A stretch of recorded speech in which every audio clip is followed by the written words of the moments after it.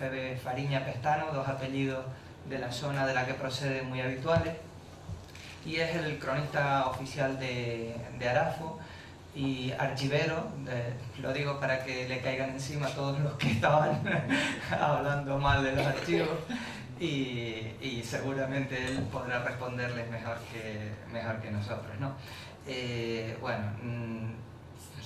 Su conferencia es una visión ilustrada de Tenerife a fines del siglo XVIII, el padrón de habitantes promovido por la Real Sociedad Económica de Amigos del País de Tenerife en 1779. Es largo, pero creo que es muy ameno porque ese padrón es muy interesante para todos los que hacemos genealogía. Es un antes y un después, digamos, en la genealogía de la isla, ¿no? Bien, como decía antes, bienvenido, y tu tiempo, tu casa. Muchas gracias, Toño, por tus palabras. Esta charla que... No. ¿Ahora? ¿Se oye? Sí. Muy bien. Esta charla que hemos preparado Dani y yo, pues realmente no es una charla sobre genealogía propiamente dicha, ¿no? Es más bien una charla sobre fuentes documentales, ¿no? En este caso sobre una fuente documental útil para la investigación genealógica y también para otros campos de la investigación, como veremos. En concreto, pues nuestra intervención se va a centrar en un padrón de habitantes elaborado en 1779 y que tiene la particularidad de que se trata del primer registro de población elaborado con un ámbito insular y que se conserva casi por completo. Se trata de un registro, ¿no? con un ámbito, como dije, casi insular, de entidades de población, con nombres y apellidos de sus habitantes, con expresión de sus respectivas calidades y, en definitiva, con una variada información que no solo es útil para investigaciones genealógicas, sino también para estudios de otro tipo, para estudios sobre estructura socioprofesional de los habitantes de la isla en ese momento, sobre geografía humana, sobre geografía económica, sobre filología, sobre urbanismo, sobre niveles de instrucción, sobre mentalidades y, en definitiva, pues sobre una variada gama de temas muy interesantes para la investigación y que veremos también más adelante con algunos ejemplos. El origen de este documento, de este padrón de habitantes de la isla de 1779, no es fruto de la iniciativa de una institución pública, no es un documento que fue creado a iniciativa del Cabildo Insular, aunque evidentemente el Cabildo Insular pues apoyó esta iniciativa, sino que fue idea de un organismo privado que se había fundado en La Laguna 2 años antes, se había fundado en 1777, y que desde un principio pues tuvo claro que era importante llevar a cabo un recuento de la población de la isla para tener una herramienta a través de la cual pues poder conocer cuáles eran las entidades de población con más habitantes, cuáles con menos, conocer la situación de las personas que vivían en esos lugares, conocer los niveles de instrucción, a qué se dedicaban, qué poseían, y a partir de ese conocimiento pues poder impulsar políticas de desarrollo en aquellas zonas más deprimidas, ¿no? Y la entidad pues que va a proponer que se haga toda esta recopilación de datos poblacionales de la isla es una entidad privada, como dije, es la Real Sociedad Económica de Amigos del País de Tenerife, que se funda en La Laguna en 1777.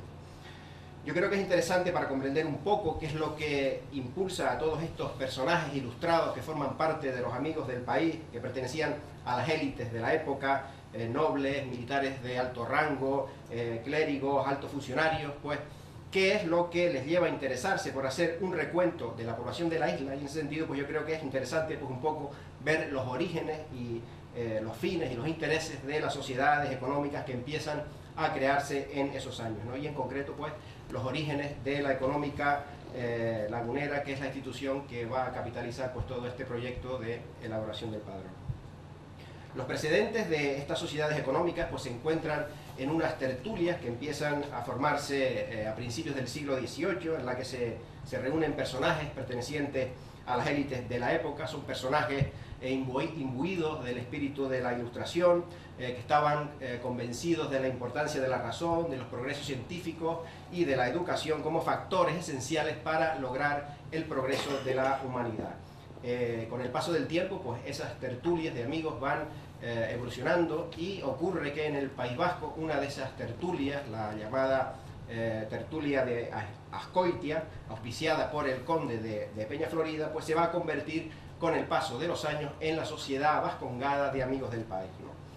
Y luego, al calor de esta sociedad vascongada, pues van a surgir otras dos, en concreto en Tudela y en Baeza, ¿no? Pero va a ser a partir de 1774, pues cuando el poder central, desde los órganos de gobierno de la monarquía, pues va a dar el impulso definitivo a la creación de las sociedades económicas. El rey Carlos III pues se va a rodear en esos años de una amplia playa de altos funcionarios y de intelectuales ilustrados como Cabarrús, como Lavide, como Jovellanos o Campomanes, que van a poner en marcha pues una labor reformadora en los campos económico y cultural, y dentro de ese espíritu reformista pues entra también la creación de sociedades de amigos del país. Y va a ser uno de estos personajes, Pedro Rodríguez de Campomanes, que había sido ministro de Hacienda con Carlos III, había sido presidente de la Real Academia de la Historia, quien expone el proyecto de creación de sociedades económicas en una obra suya titulada Discurso para o sobre el fomento de la industria popular. De esta obra se hizo una tirada de 30.000 ejemplares, se acompañó de una circular que exhortaba a la necesidad de crear sociedades económicas, y se difundió por municipios, por audiencias, por obispados y por Chancillería. Y esa iniciativa pues tuvo una buena acogida, y pronto empezaron a llegar al Consejo de Castilla solicitudes para crear sociedades de amigos del país, de tal forma que entre 1775 y 1808 se fundaron en España un total de 97 sociedades de amigos del país. En cuanto a la composición social de las económicas, pues hay nobles, eclesiásticos, personal de la administración, militares, hacendados, y en menor medida pues burgueses como comerciantes, artesanos y fabricantes. En lo que se refiere al modelo organizativo de las sociedades de amigos del país, pues ya venía diseñado en el discurso sobre el fomento de la industria, y que tuvo su reflejo práctico en los estatutos de la Sociedad Matritense o Sociedad de Madrid. Todas las económicas, en el momento de su constitución, pues recibían un ejemplar de los estatutos de la Sociedad Matritense aprobados mediante real cédula, que les servía como modelo para que a su vez redactaran lo suyo. La idea que Campomanes tenía de las sociedades económicas pues era un poco que fueran una especie de órganos consultivos del gobierno, que fueran unas instituciones que debían informar al gobierno sobre la situación económica y social de los territorios en los que estaban asentadas, ¿no? Para luego, pues, una vez conocida la realidad de esa zona, aplicar los programas reformistas que fuesen necesarios, y que al mismo tiempo pues propusieran también planes de reactivación social, económica y cultural de esa zona. En ese sentido, pues una de las principales misiones de las económicas pues era el fomento de la educación. La educación, pues, según la mentalidad ilustrada, era un requisito indispensable para elevar el nivel de vida de la gente. Otra de las grandes preocupaciones de las económicas era el fomento de la economía, y en particular de la agricultura. Las sociedades pues impulsaron la puesta en práctica de adelantos de países más avanzados en temas agrícolas. También las económicas se preocuparon en aumentar pues el tema de las manufacturas textiles, que era el sector industrial más importante del antiguo régimen, y en definitiva pues impulsaron una serie de reformas encaminadas a la mejora educativa y económica de la gente de la sociedad, ¿no? Y pues dentro de este panorama, ¿cuál era la situación de las sociedades económicas en Canarias, ¿no? Pues Canarias no fue ajena a esa política de expansión de las sociedades de amigos del país, impulsada desde la corte a partir de la publicación del discurso de Campomanes. Esa iniciativa de creación de sociedades de Madrid pues fue prontamente asimilada por las autoridades territoriales ubicadas en Canarias, militares, civiles y eclesiásticas, representadas principalmente por el comandante general Eugenio Fernández de Alvarado, marqués de Tavaloso, y por otro lado por el obispo Juan Bautista Cervera, que fue realmente el verdadero impulsor de las sociedades económicas de las islas. Y junto al impulso institucional, pues también se dejó sentir la influencia del polígrafo e historiador José de Viera y Clavijo. Viera pues había viajado por diferentes cortes europeas, se había imbuido del espíritu ilustrado, y desde Madrid, a través de su correspondencia, pues animaba a la creación de sociedades económicas en Tenerife, en Gran Canaria y en La Gomera. En Canarias se van a fundar sociedades de amigos del país en Las Palmas, Santa Cruz de La Palma, San Sebastián de La Gomera, La Laguna y Santa Cruz de Tenerife. La primera que se pone en marcha es la de Las Palmas, impulsada por el obispo Cervera, y su origen data del 4 de febrero de 1776. Unos pocos meses después se constituyó la económica de amigos del país de La Palma, ¿no? El obispo Cervera había viajado a esa isla en 1776 y pues impulsó la creación de esa económica, que se funda el 31 de agosto de 1776, ¿no? El obispo pues también continuó con esa labor de propagación, y esa influencia llega a La Gomera, y esa sociedad pues se funda el 25 de septiembre de 1776. En el caso de Santa Cruz, pues se intentó, al poco de fundarse la económica en la Laguna, se intentó agrupar a un cierto número de intelectuales y crear una sesión delegada en Santa Cruz, por las dificultades del transporte hacia arriba, hacia la Laguna. Pero esta sección desapareció a los pocos años y luego se volvió a fundar, impulsada en este caso por la Diputación Provincial, el 4 de julio de 1837. De todas las sociedades económicas, pues actualmente solo quedan dos, ¿no? Una en Gran Canaria y la que está en La Laguna, ¿no?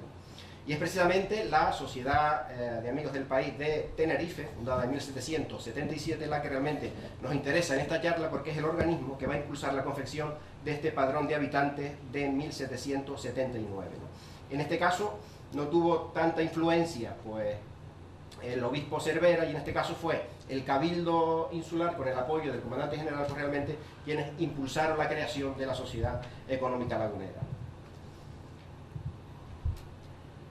Esta idea, ¿no?, emanada de la corte, pues sobre la conveniencia de crear sociedades de amigos del país, que se estaban propagando por diferentes islas, pues va a llegar a La Laguna, y llega a través de dos vías, ¿no? Una a través del apoderado del Cabildo en Madrid, que era José Van de Valle de Cervellón, que remitió una carta con los estatutos de la sociedad matritense, y la otra vía fue a través de la Real Audiencia de Canarias, que envió también otra carta al Cabildo con idéntico contenido, ¿no? Ambas comunicaciones fueron leídas en una junta del Cabildo, y allí se habló, en una junta que se celebró el 18 de marzo de 1776, y allí se habló de la necesidad de implantar una sociedad económica que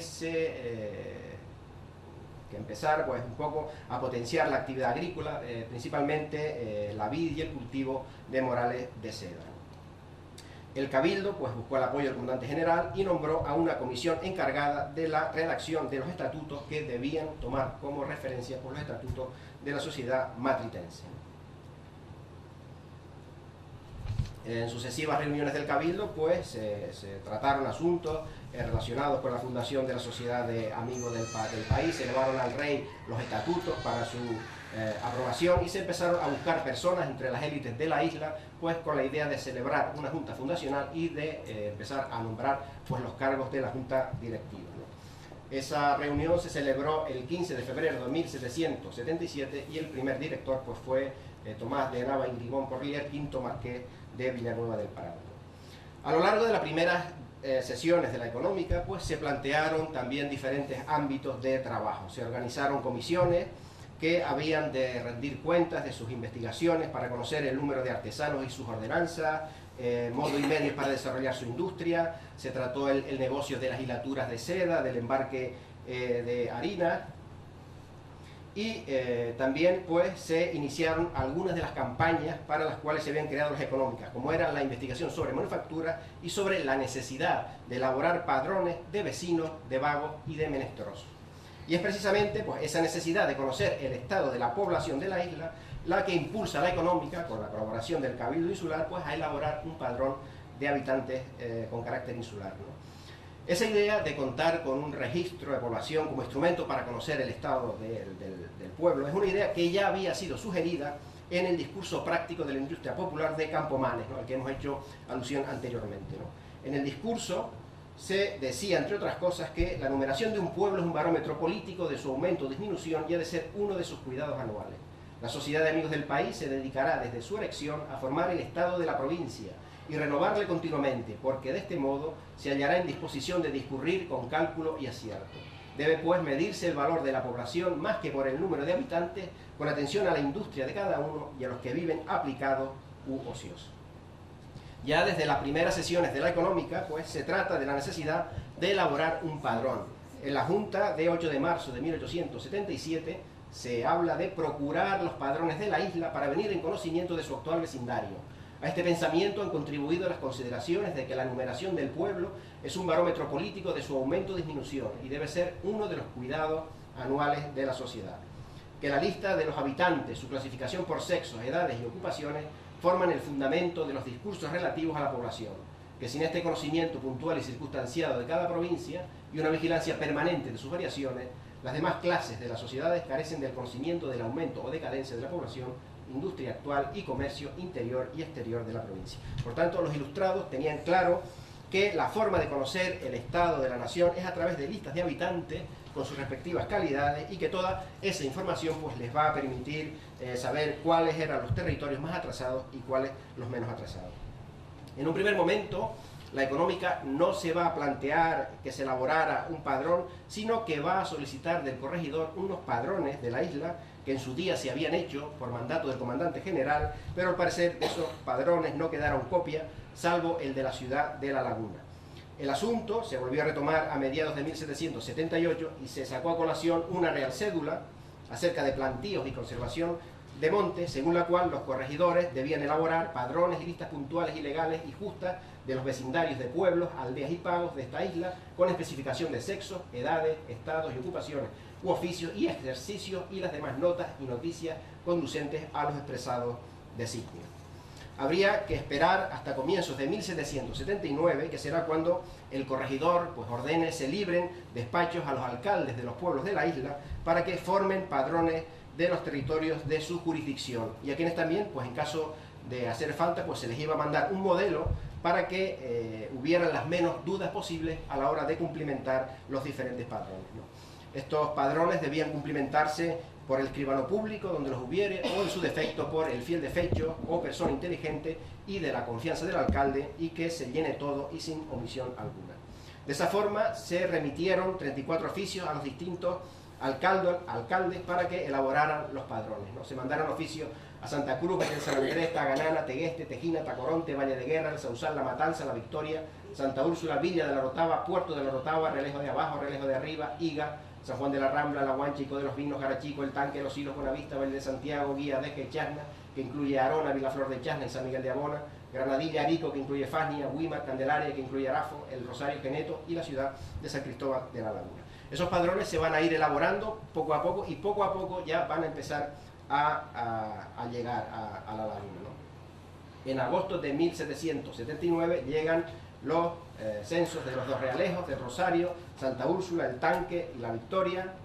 En septiembre de 1779 llegan Candelaria, Chasna, La Guancha, La Matanza. En octubre, Arico, Valle Santiago. En noviembre, Puerto de la Cruz, Taganana.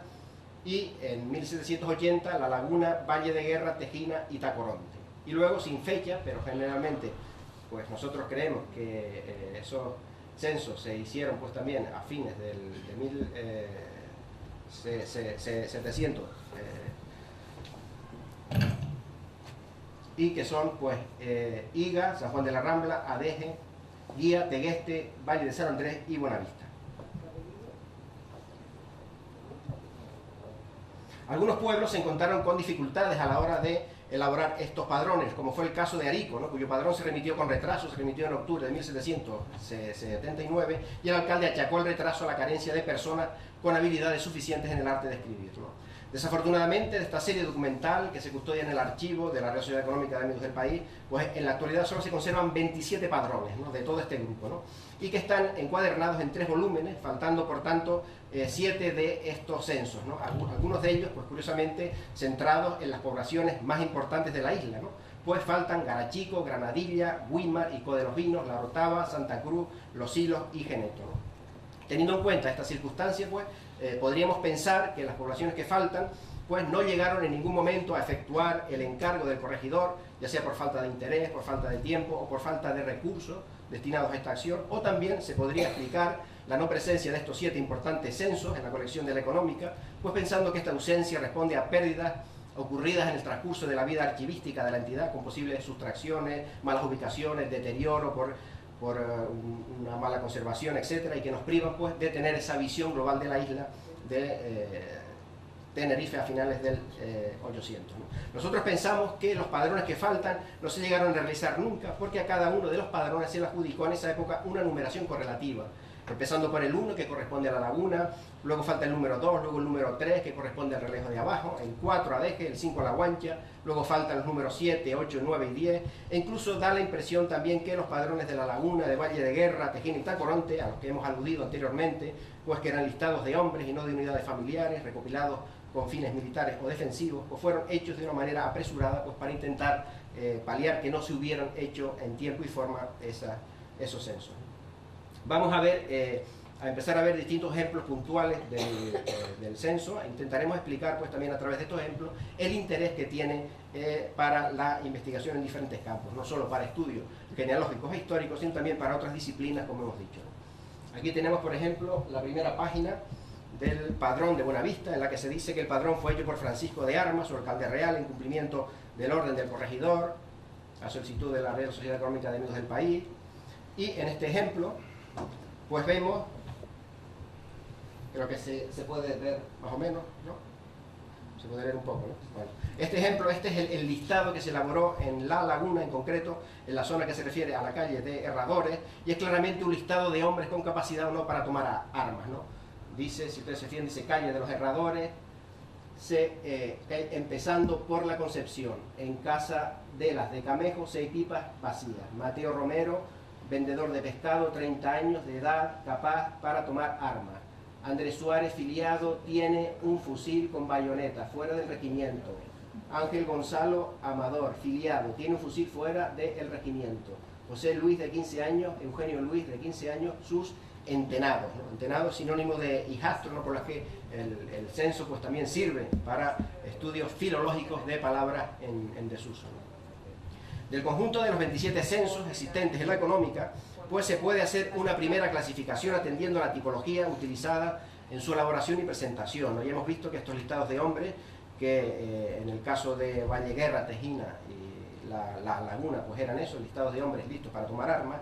Y sin embargo, luego la inmensa mayoría de los censos, un total de 22 registros, pues están conformados siguiendo las pautas que se adjuntaban en la propia solicitud de elaboración de los empadronamientos en las localidades, ¿no? Donde figuraba pues una hoja de ejemplos sobre cómo reseñar las referencias de interés, ¿no?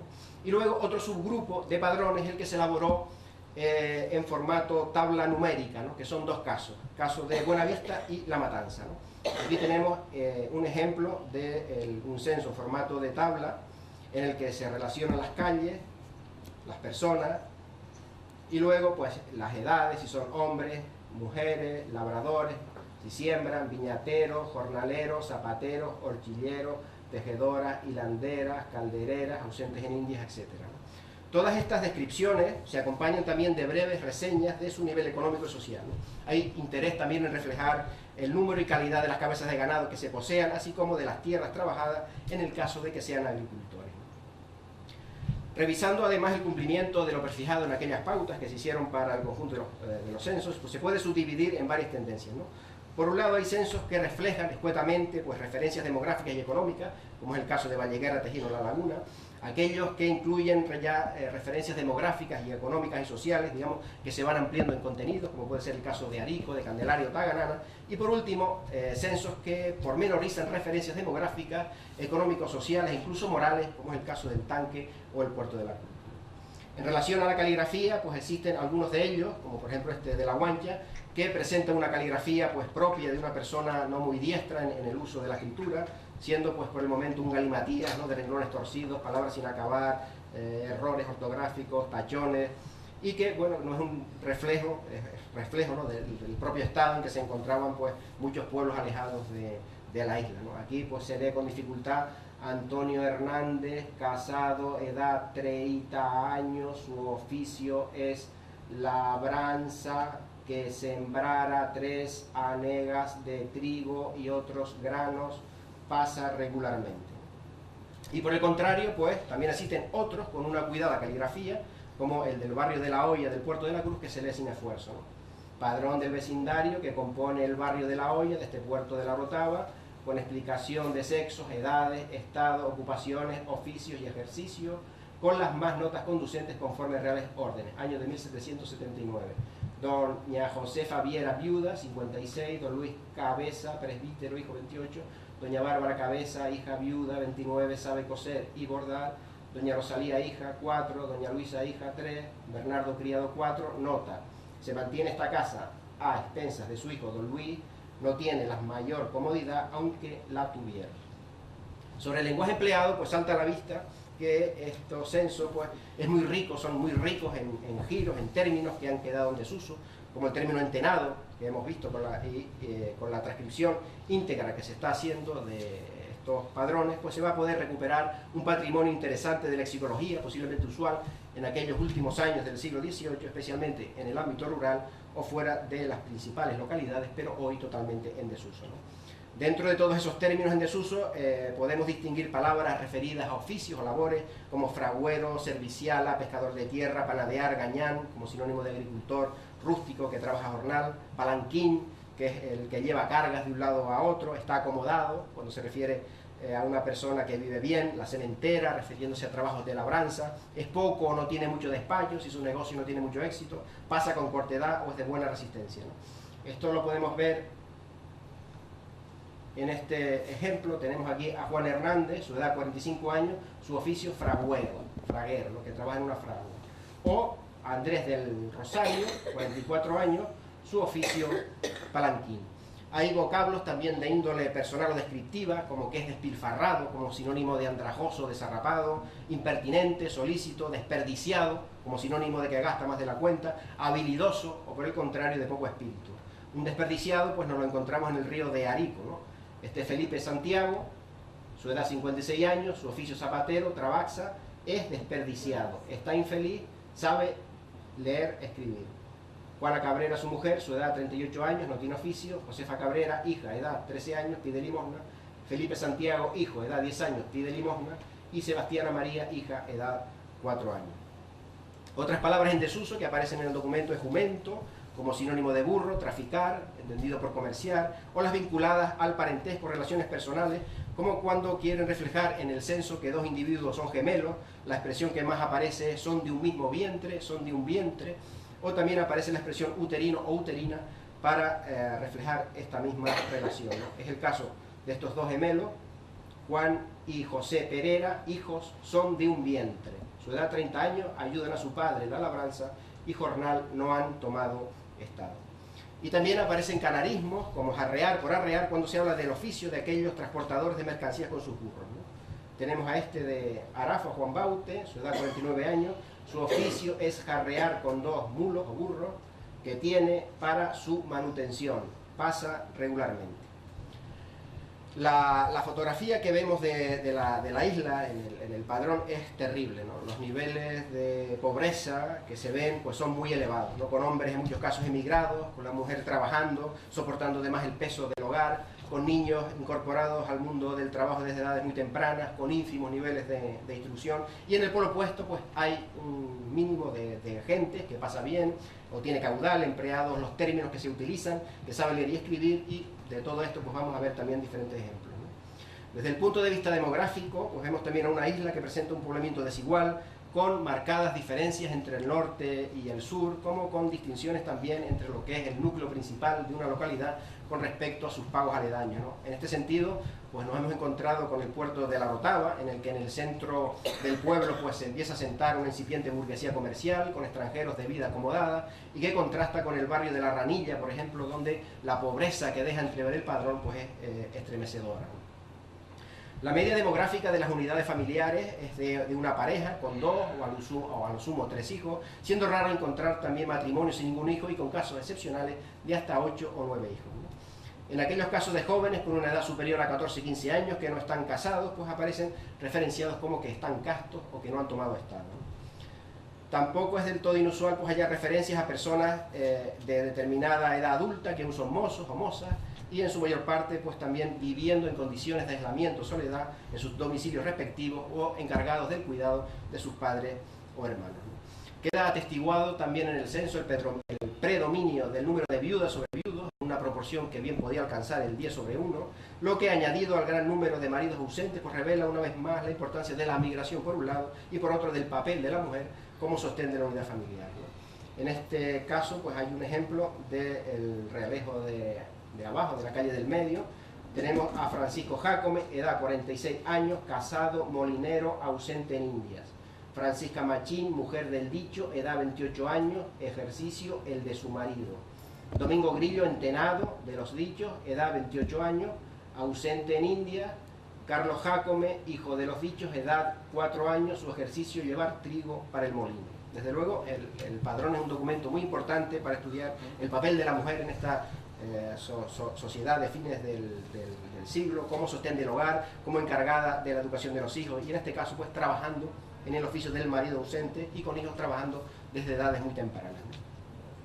Es curioso también que no hay apenas mención a extranjeros en las poblaciones rurales presentes en estos padrones, aunque sí aparecen en lugares como el puerto de la Cruz o La Laguna, por ejemplo, aunque en este sentido debemos recordar que faltan los censos de localidades de profunda raigambre mercantil o de asentamiento de foráneos, como puede ser Santa Cruz o Garachico, pero en poblaciones de mayor importancia pues empieza a aparecer también un estrato burgués con criados, con opulencia en sus bienes, ¿no?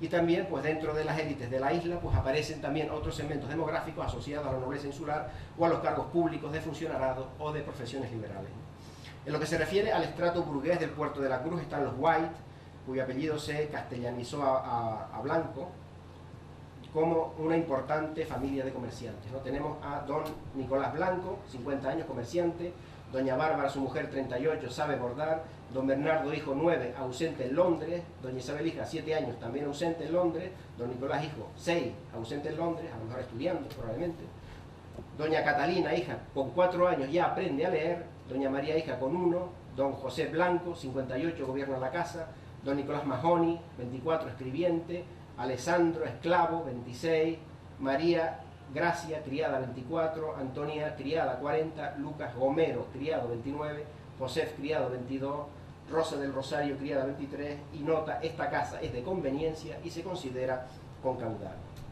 Sobre niveles de vida o cifras de medias de edad, pues puede asegurarse que la población oscilaba en su mayor franja entre los 25 y 40 años, con una reseñable importancia de la población infantil, ¿no? Hay referencias a multitud de recién nacidos, hijos de corta edad, en los diferentes censos, y en el extremo opuesto pues quedan reflejados algunos individuos por encima de 90 años, siendo raros los casos ya a partir de 70-75 años.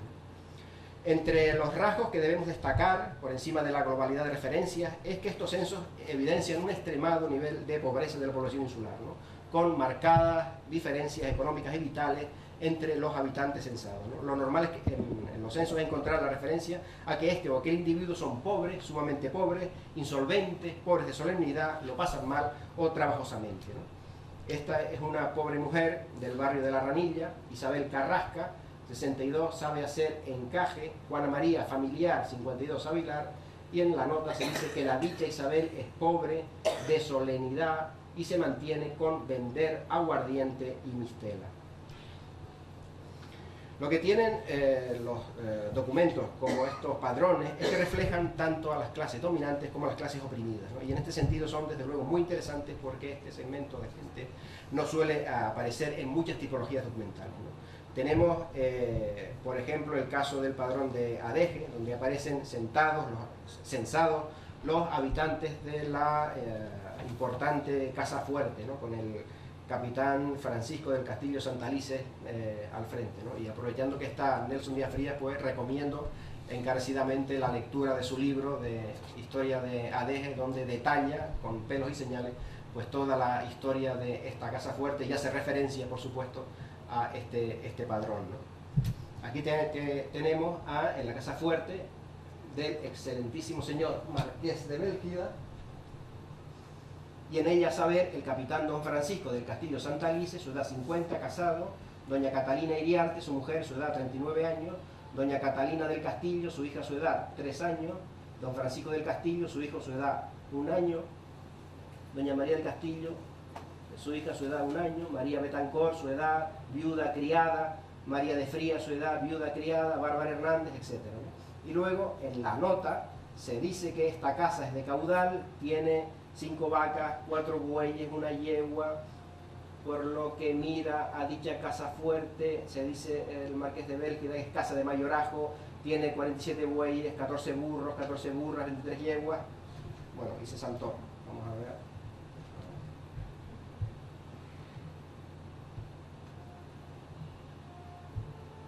Están por el recuento de ganado, bueno, camellos, mulos, 973 cabras, 346 castrados, 619 ovejas, 25 carneros, ¿no?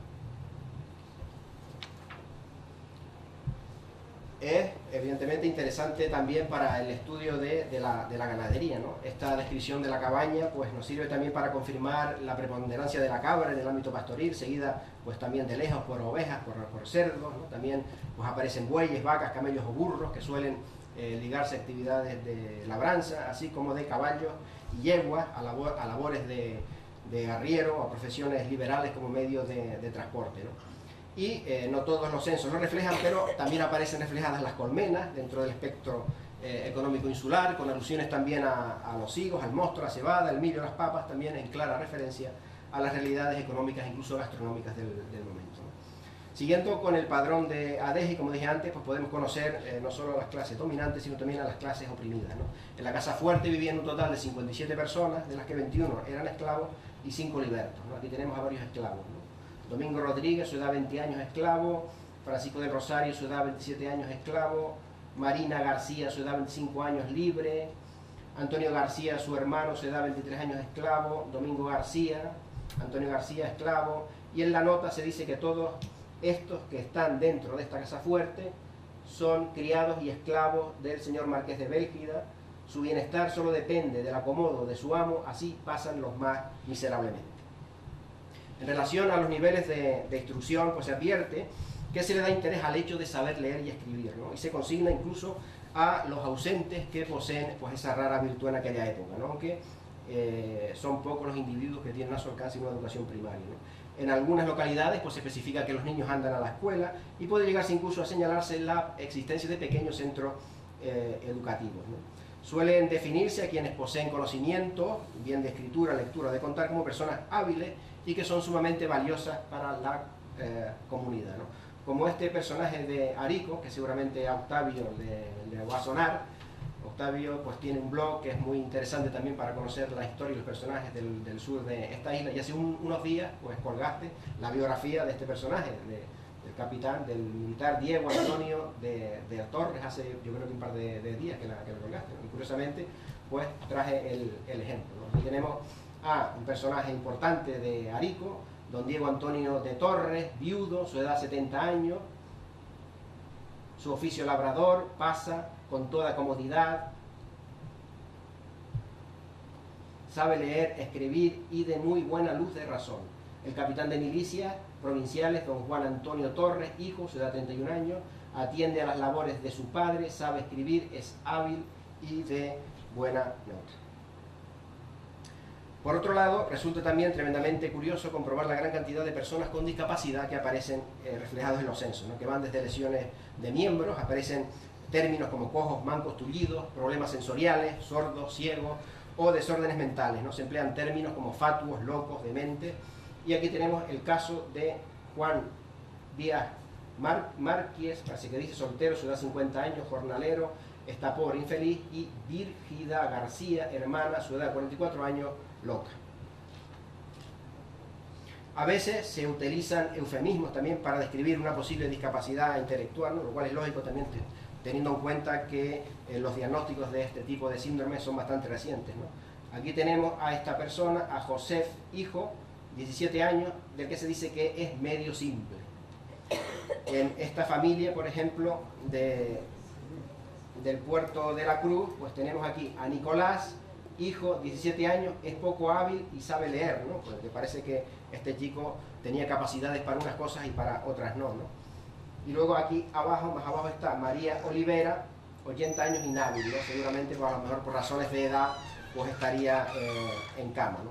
En caso de discapacidades físicas, como dije antes, pues se señala si la persona es tullida, manca, ciega, sorda, etc., ¿no? Es el caso de esta casa. Aquí tenemos a Diego Hernández, hijo de la Dicha, edad 19, ciego. O este caso, aquí tenemos a Pedro de Mesa, hijo de la Dicha, edad 21 años, está sordo, ¿no? Como contrapunto a estas descripciones, pues existen también certeras indicaciones a la existencia de mozos robustos, de buen cuerpo, de buena presencia o dotados de salud y vigor para cometer cualquier empresa que surja, ¿no? Este es el caso de José Domínguez, su edad 27 años, mozo libre y robusto. Su ejercicio, jornalero. Otro rasgo de gran curiosidad es comprobar también cómo estos censos reflejan en su gran mayoría el grado de satisfacción personal o familiar de cada individuo, ¿no? Aparecen expresiones como está infeliz, que ya hemos visto, o es de buena conducta, si bien en ocasiones pues también aparecen críticas a la conducta de un determinado personaje, ¿no? A veces se dice que trabaja poco en el oficio. En los censos del Puerto de la Cruz o el Tanque, por ejemplo, se hacen alusiones a personas que tienen carácter alocado, díscolo, que son borrachos, son escandalosos, e incluso se llega a estigmatizar a ciertas personas en razón de procederes que en aquel entonces estaba mal visto, ¿no? El componente religioso pues también aparece en algunos casos, aunque no es una constante, ¿no? En algunos casos se indica que tal o cual persona pues suele acudir a misa o es un cristiano, ¿no? Aquí tenemos un ejemplo sacado del Padrón del Tanque. Francisca Rodríguez, viuda, su edad 60, Andrés, hijo, 22, Josefa, hija, su oficio de hilar y tejer, sus hijos de campo, su manutención fatal y su doctrina muy buena y de buen ejemplo, ¿no? Y también en el Tanque tenemos un ejemplo de estigmatización social, ¿no? Por ser madre soltera, ¿no? Tenemos a Leonor Hernández, su edad 33, Agustín, hijo habido, 2, María, su hermana, 26, Pedro, su hermano, 13, su oficio de campo y criadores de ganado menudo, su manutención moderada, su ejemplo de vivir no es de lo mejor.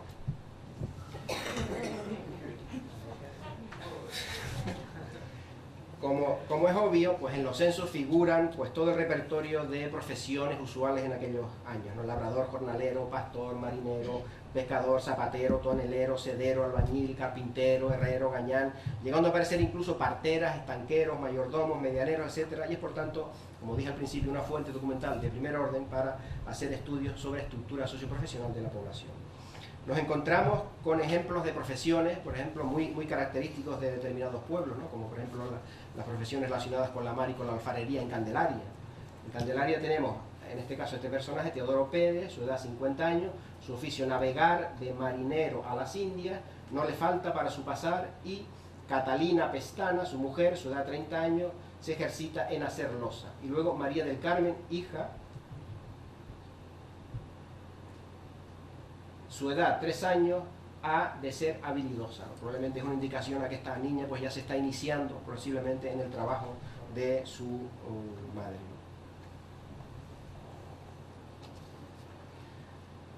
¿no? Otra alusión a trabajos desarrollados en la comunidad es esta, en la Matanza, en la que se dice que este vecino es sangrador, barbero y cerero, ¿no? Lo mismo te puede curar un dolor de cabeza con un sangrado, que te saca una muela, te pela y te vende una vela, ¿no? El padrón también es una fuente muy útil para hacer un análisis geográfico de los cultivos y sobre las formas de explotación de la tierra, ¿no? En este caso, mediante la parcería, ¿no? Y por extensión para estudios también sobre el campesinado que vivía en aquellos años en condiciones de semifeudalidad, ¿no? Es muy interesante este asiento de Higa, que hoy pertenece a la Orotava, donde estaba una buena parte de la terratenencia hegemónica del antiguo régimen, ¿no?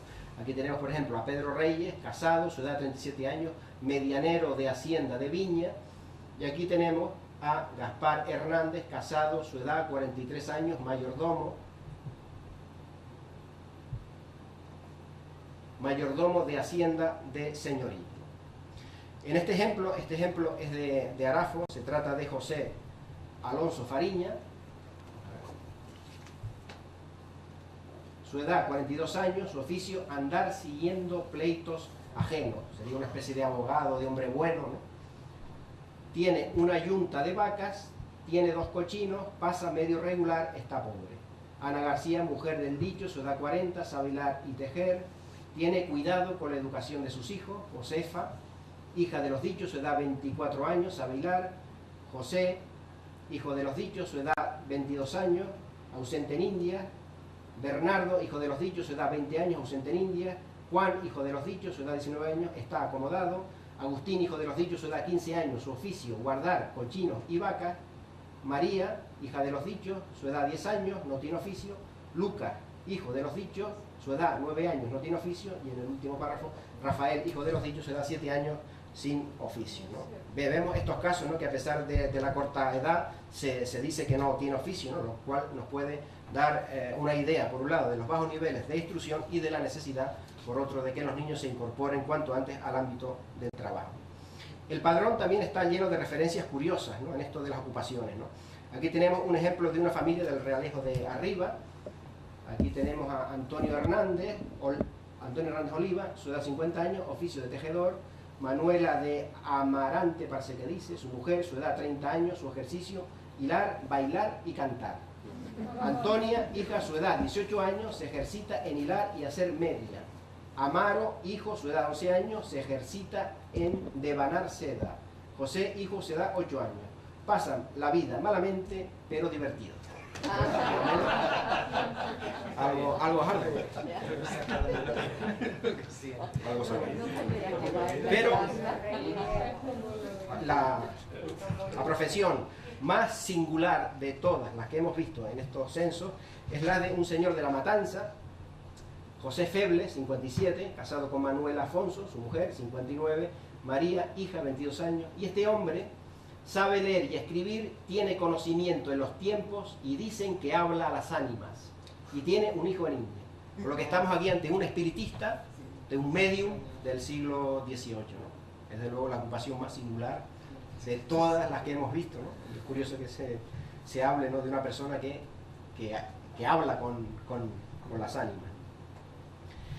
Queda muy patente también la diferenciación laboral por sexo. La mujer en su inmensa mayoría se dedica a labores vinculadas al mundo textil, hilar, tejer, coser, hacer medias, hacer calceta, y también podemos encontrar la mujer asociada al proceso de lavado de la ropa o al mundo agrícola, bien en labores de labranza, de venta de productos agrícolas, y lo que nos falta en todo padrón es la reincidencia en señalar que la educación de los hijos recae en la figura femenina, ¿no?, con lo que la mujer pues debía compaginar el cuidado de la vivienda familiar con sus tareas textiles o agrícolas y con la atención a los hijos, ¿no? Aquí tenemos una familia de San Andrés compuesta por Juan Marrero, su edad 50 años, su mujer María Catalina, 48 años, labrador, tiene yunta de vacas, la mujer gobierna bien su casa, teje, hila y tiene economía.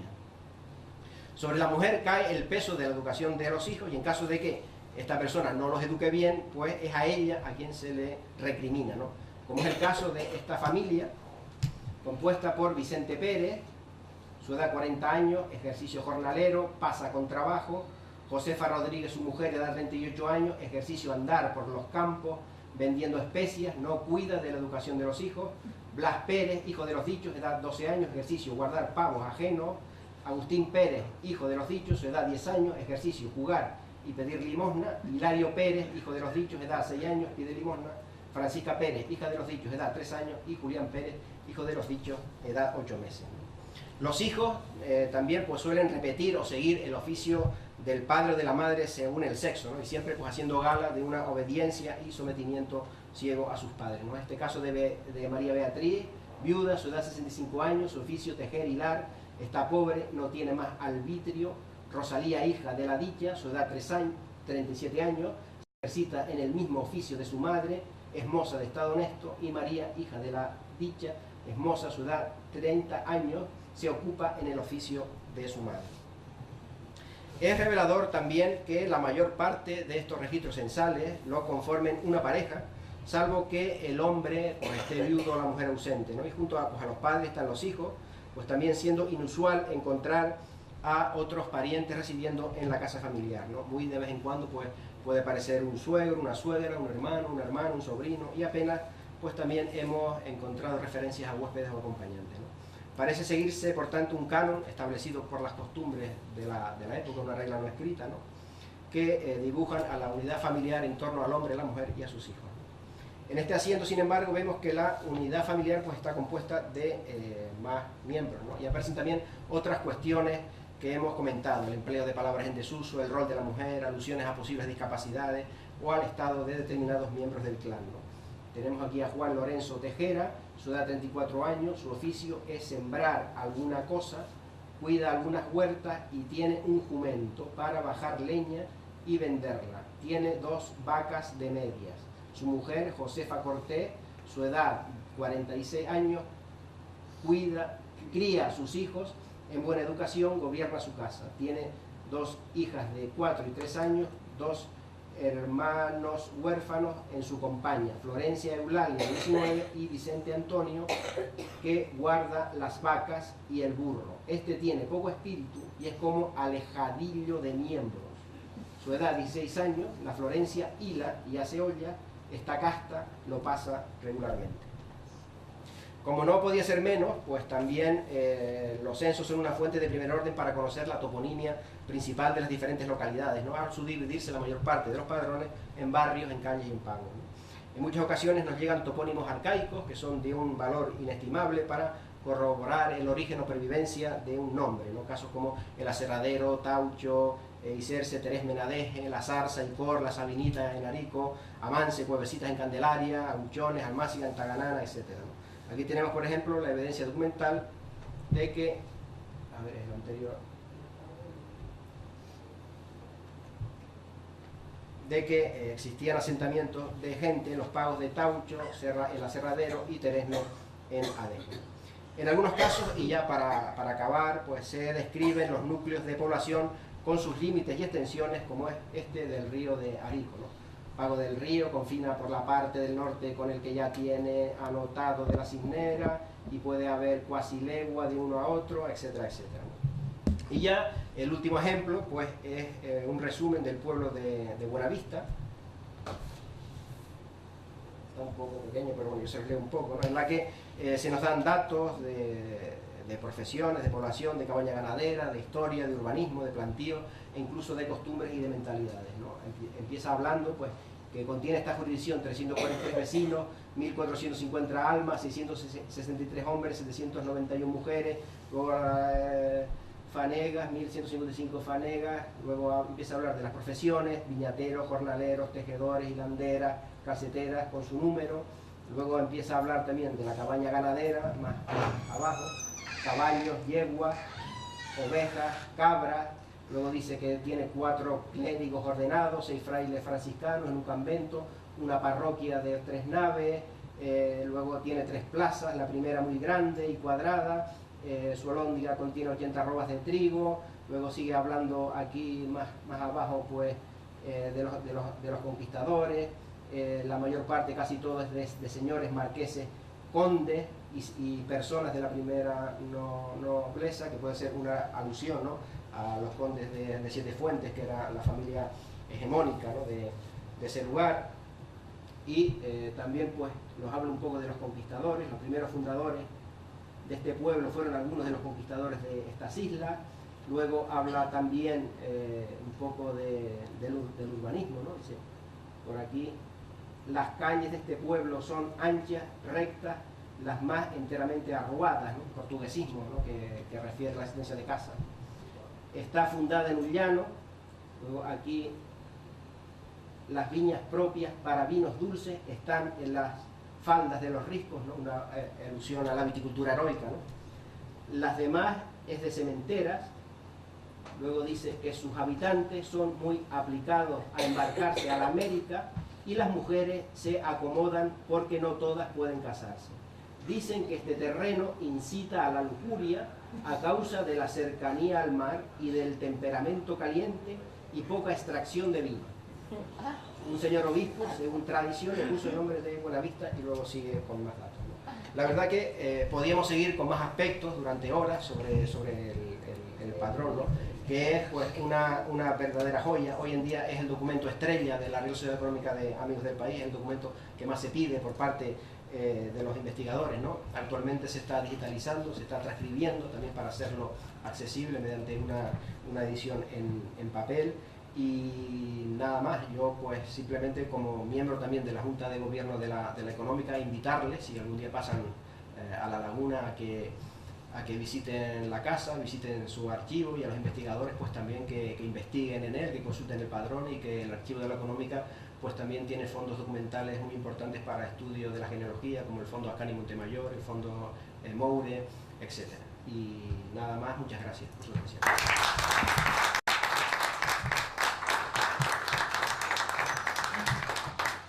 Bien, muchísimas gracias y enhorabuena, me gustó muchísimo la conferencia. No sé si alguien tiene alguna pregunta, alguna sugerencia. Aprovechen que hay un archivero aquí. Miguel Ángel. Sí, le quiero empezar solamente añadir a lo que nos ha discutido ustedes. Enhorabuena porque la presentación ha sido formidable y nos da, como dicen, un background de todo lo que era la sociedad tinerfeña de aquella época.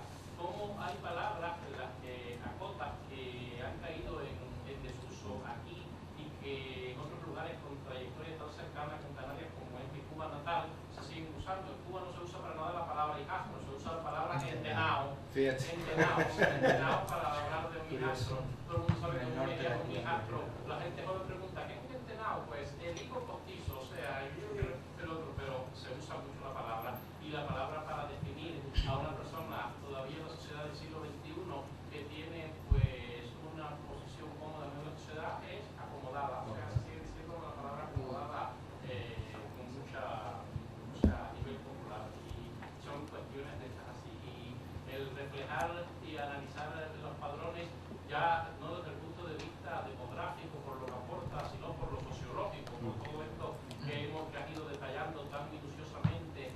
Es curioso, yo le comento muchas veces a mi suegra cuando voy a archivos en Galicia o algo de esto y encuentro algún dato de esto donde habla de cosas que nos parecen morbosas, y como sabemos que a las personas mayores les gusta tanto las tómbolas y los programas estos de Sálvame y esas cosas, les decimos, en estos traguitos del siglo XVII, XVIII, XIX, algunas anotaciones nos recuerdan que tenemos su Sálvame particular, y entonces son cosas así. Encontré una partida de un colateral en Asturias hace pues cuestión de 2 siglos, 1810 y poco, que decían que era hijo de Pública Cópula.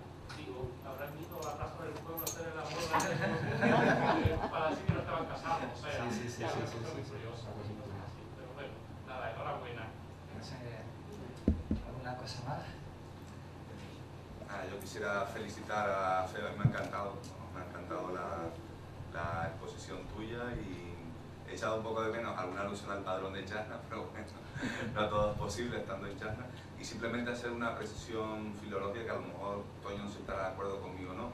En relación también a lo que dijo el señor, en el padrón, según he podido leer yo en varios, cuando se dice que alguien está acomodado no quiere decir que tiene una buena posición económica, sino que está empleado. De hecho lo vimos en uno de los ejemplos de Arafo, hablaba de una familia pobre y había un niño de 14 años que decía que está acomodado, lo que quiere decir que el niño está empleado en algún sitio, posiblemente fuera de la casa, como se criado. usa también colocado. Sí, exacto, pero yo me lo encuentro por los padrones de Chasna, Adeje y Sora. Cuando se dice está acomodado, está acomodada, no quiere decir que la persona esté en una buena posición económica, porque además es contradictorio con el resto de la descripción del hogar, sino que está simplemente empleado fuera, pues, posiblemente como criado, alguna cosa de esta, simplemente quería decir. Bien, mientras preparamos la conexión con Mercedes y cruzamos los dedos para que se pueda realizar hoy, vamos a descansar un momentito, ¿vale? 5 minutitos, algo así.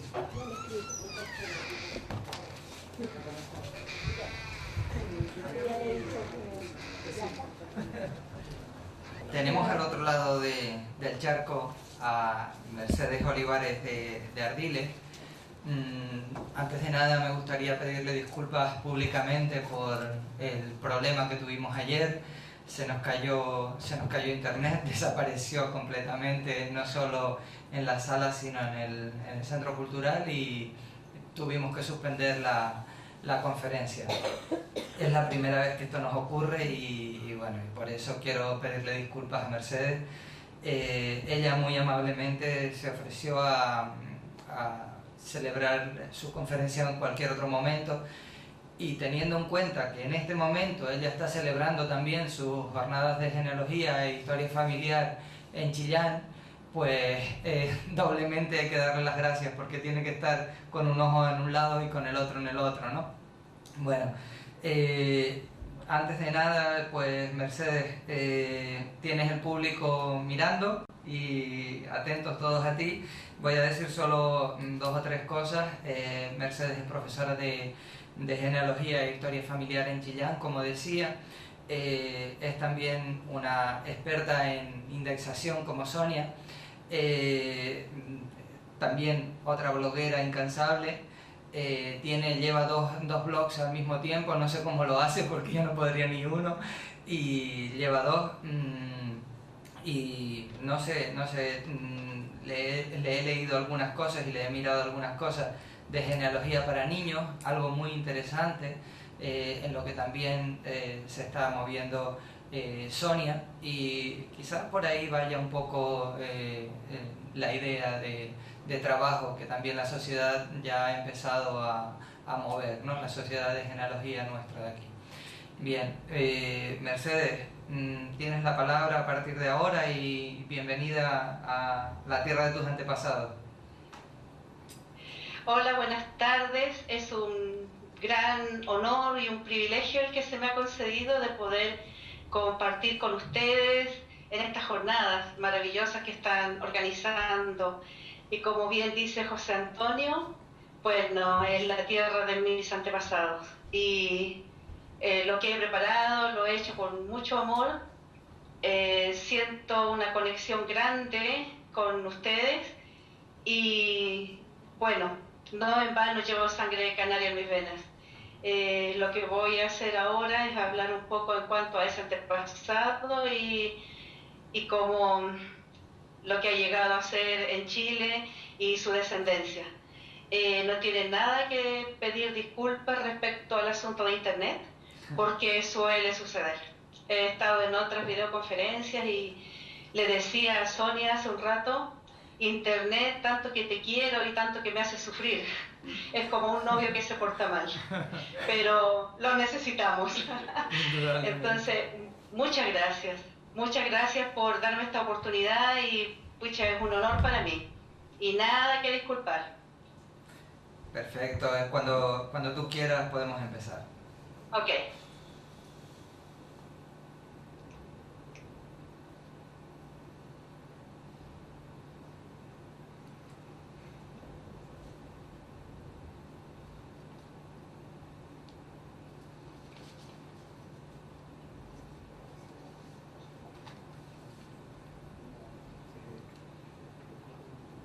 Ok. Bueno, el hermoso logo que han creado para esta jornada y que me pareció increíblemente adecuado. Es hermoso. Gracias.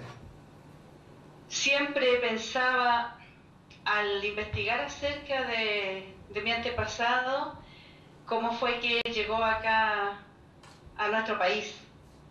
Y siempre he tenido como un gusto grande por los galeones españoles, y siempre lo imagino a él viniendo, joven, con sus maletas, con su vestimenta de esa época, viajando a bordo de un galeón. Ahora, ¿cómo vino él? ¿O qué asunto lo trajo? ¿Cómo llegó aquí a Chile? Y el nombre de mi antepasado es Ángelo González de Vargas, o Ángel González, como aparecía indistintamente en diferentes partidas sacramentales. Una huella canaria en el fin del mundo. Es interesante y con mi esposo nos causaba un poco de gracia un día conversando. Yo investigué un poco acerca de los canarios en Chile, y al buscar en Google poner canarios en Chile salió una cantidad de pajaritos amarillos hermosos y fue muy simpático porque nos salieron ellos. Y sí, es como los canarios aquí en Chile son unos pajaritos amarillos muy, muy lindos y muy delicados. Aquí también, aquí Ahora, ¿por también. qué? ¿Sí, ahí también? Sí, sí, sí. Ok, sí. Ahora, una huella canaria en el fin del mundo. ¿Cuál es el país del fin del mundo? Bueno, Google nos dice que es Chile, porque somos el país más austral.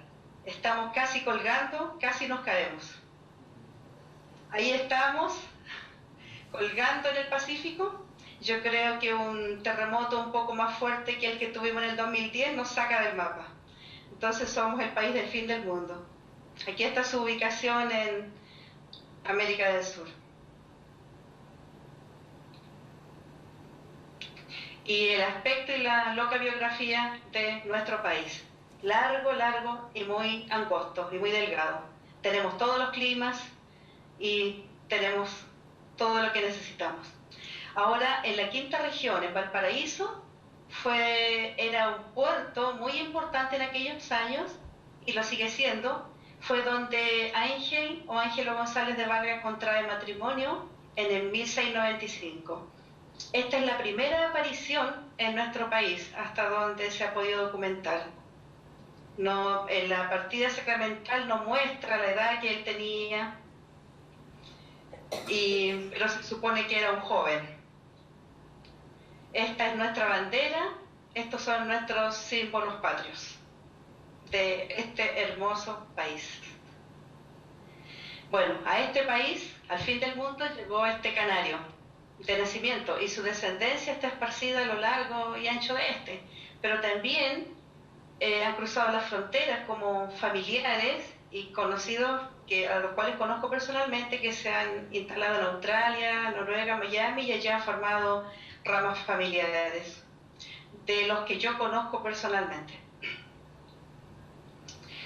Ahora, Maximiano Trapero, que es catedrático de Filología en la Universidad de Las Palmas, dice, refiriéndose a un libro que fue escrito por Maribel Lacabe, Los Canarios del Lago Budi, en el sur de Chile, dice él que hasta este libro Chile no figuraba en la nómina de los lugares a los que los canarios emigraron en familia. Dice que los conocimientos estaban en cuanto a Cuba, Puerto Rico, República Dominicana, Uruguay, San Antonio de Texas, Luisiana y Venezuela. Pero no Chile. Chile no estaba, porque en Chile la migración canaria es muy, muy escasa. Los informes de la inmigración canaria a Chile nos hablan de una gran cantidad de andaluces, de castellanos, de montañeses y de muchos otros, pero destaca que los canarios son una comunidad bastante reducida. O sea, siempre ha sido muy, muy poco la gente canaria que ha venido a Chile. Lo que explicaba este profesor, Manuel Hernández González, me pareció muy interesante lo que explicaba en la inmigración canaria a América, donde dice que los canarios participarían en la conquista como expertos guías. Dice que entre el año 1492 y 1506, al menos 12 de las mayores expediciones hacen escala en La Gomera o Tenerife. También dice que estas expediciones eran de las más nombradas, como las de Colón, de Ojeda, Vespucio, y que las Canarias tienen el privilegio de comerciar con las Indias desde los comienzos de la colonización del Nuevo Mundo. Y lo que me pareció muy interesante de lo que él explica es esta Real Orden de 1511, donde dice que simplemente los canarios parten solamente con la autorización del capitán de navío.